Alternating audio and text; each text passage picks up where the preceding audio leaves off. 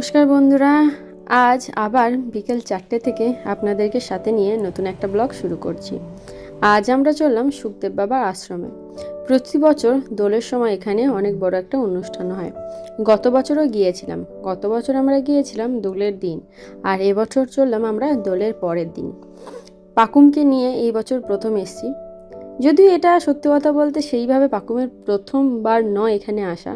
গত বছর যখন পাকুম পৃথিবীতে আসেনি, অথচ ওর পৃথিবীতে অস্তিত্ব এসে গেছিলো, তখন ওকে আমার সাথে করে এই মন্দিরে এসেছিলাম। তখন ভগবানের কাছে প্রার্থনা কামনা করেছিলাম যে আমার আগত সন্তান যেন সুস্থভাবে এই পৃথিবীতে আসে। তারপর পাকুম আসে, সেই জন্য আবার এবছর পাকুমকে নিয়ে মন্দিরে এলাম প্রণাম করতে। যদিও প্রথমটায় পাকুমের বাবা আমাকে বলেছিল যে তুমি আর আমি যাব, কিন্তু আমি বললাম না, গত বছর তো পাকুমকে নিয়ে গেছিলাম, এবছরে সশরীরে পাকুম যাবে। পাকুমকে নিয়ে প্রণামটা করব, তারপরে ঘুরবো। তা বলতে পারো এই প্রথমবার মেলাতে আনা পাকুমকে।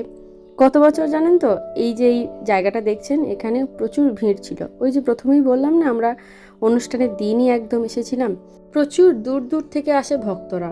এখানে নাম কীর্তন হয়, মানুষজন এখানে দুদিন থাকেন, তারপরে যে যার গন্তব্যে আবার ফিরে যান।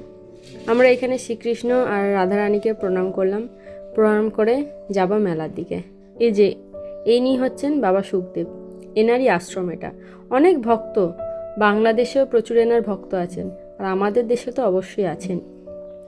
এনার অনেক গল্প আছে, সেটা জানতে হলে এই মন্দিরে অবশ্যই একবার আসতে হবে। মন্দিরটা হচ্ছে বিকিরহাটে। কাটোয়া স্টেশনে নেমে যদি টোটো করে আসা হয়, তাহলে টোটোওয়ালাই নামিয়ে দেবে আপনাকে এই মন্দিরে।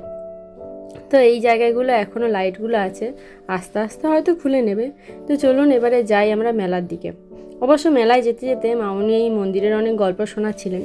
যদি কোনো দিন আপনারা আসেন, অবশ্যই এখানটা ঘুরে দেখবেন। এবং মন্দিরের ভেতরটা খুবই সুন্দর কারুকার্য করা আছে।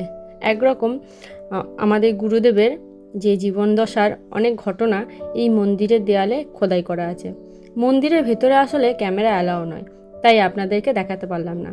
এই সৌন্দর্যটা আপনারা নিজের চোখে এসেই উপভোগ করবেন। আজ সারাদিন মেয়েটা খুব বদমাইশি করেছে, সারাদিন একটুও ঘুমায়নি। তাই আসার সময় না, টোটোতে ঠান্ডা হাওয়া পেয়ে ও একটু ঘুমিয়ে গেছে। ওর মাসির কোলেই ঘুমাচ্ছে, মাসি তোকে কোলে করে নিয়েই ঘুরছে।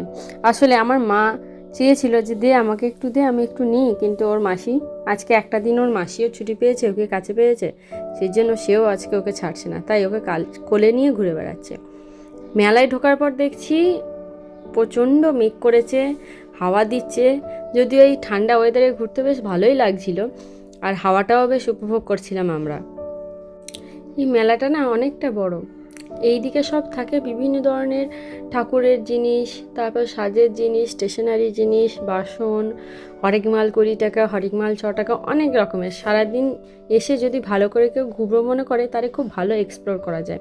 কিন্তু আমাদের হাতে না টাইমটা মনে হচ্ছে একটু কমই, কারণ অনেকটা মেঘ করে আছে, হাওয়া দিচ্ছে। অন্যদিন হলে হয়তো ভয় লাগতো না, এখন ভয় লাগছে, যেহেতু সাথে ছোট পাকুমটা আছে। যদি কোনো কারণে ঝড় বৃষ্টি হয়, ওকে নিয়ে কোথাও একটা দাঁড়াতে হবে, সেরকম জায়গা খুঁজে বার করতে হবে। তাই শেষের দিকে আমরা একটু তাড়াহুড়োই করছিলাম। এদিকে দেখুন পাকুমের ঘুম ভেঙে গেছে, ও চলে এসেছে ওর দিদার সাথে আমার কাছে। পাকুমের প্রথম মেলা দেখা না? হ্যাঁ, কোনটা নিবি? হ্যাঁ, আর সোনার দোকানে যেতে হয় না, কোনটা নিবি? না, এটা পুতুলটা নেবে, সাবধানে। পুতুলটা নেবে। দেখো দেখো দেখো দেখো, এইদিকে দেখো, এইদিকে দেখো, এইদিকে দেখো। কোনটা নিবে, কোনটা নিবে? ও তাকাচ্ছেই না। অন্যদিকে তাকাচ্ছে। ওইটাই কি আছে? বাসন কোসন। এদিকে তাকা, এদিকে তাকা। তুই এবং নি, তুই কোনটা নিবি? কোনটা মাসিকে নাও। গোটা রাস্তাটা আমি নিলাম ওকে, আর এখন ঢং করে যে ঘুম থেকে উঠে গেছে, অমনি কোলে নিয়ে কোনটা নিবি, কোনটা নিবি করছি। বাবা কই বাবা? তুমি দেখছো কোনটা বলো তো?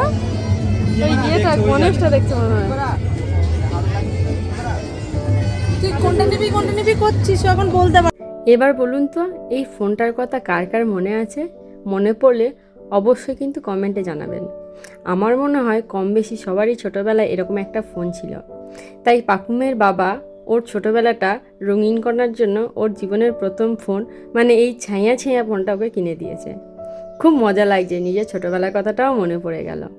জানেন তো, এই ব্লগটা যখন ঘুরতে গেছিলাম তখনই শ্যুট করে রেখে দিয়েছিলাম, কিন্তু এডিট করে চ্যানেলে ছাড়বো সেই সাহসটা ঠিক হচ্ছিল না। তাই অনেক কষ্টে নিজেকে বুঝিয়ে সাহস জুগিয়ে সব লজ্জা কাটিয়ে অবশেষে ব্লগটা আমি এডিট করছি। যদি ভালো লাগে অবশ্যই কিন্তু কমেন্টে জানাবেন। আচ্ছা, ওইটাই নেবে, অত মেলায় সব বাদ দিয়ে ওইটাই নেবে মাসির। ওইখানে মোমো, ওই যে মোমো। এ সন্টু, ওই দিকে মোমো, ওই দিকে মোমো, ওই যে পেছনে। চলো চলে আমার মেয়েকে থাকি গান হচ্ছে মা, গান করছো? শুনে গেল। গান করছো? এইটা কি? এটা ওটা কি? ছাইয়া ছাইয়া ফোন। এটা কি? ফোন কিনে দিয়েছে বাবা? হ্যাঁ?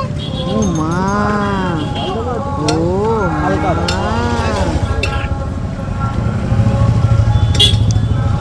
যা যা যা যা। বন্ধুরা, আজ তবে এইটুকুই থাক। যদি ভালো লেগে থাকে তাহলে অবশ্যই কমেন্টে জানাবেন।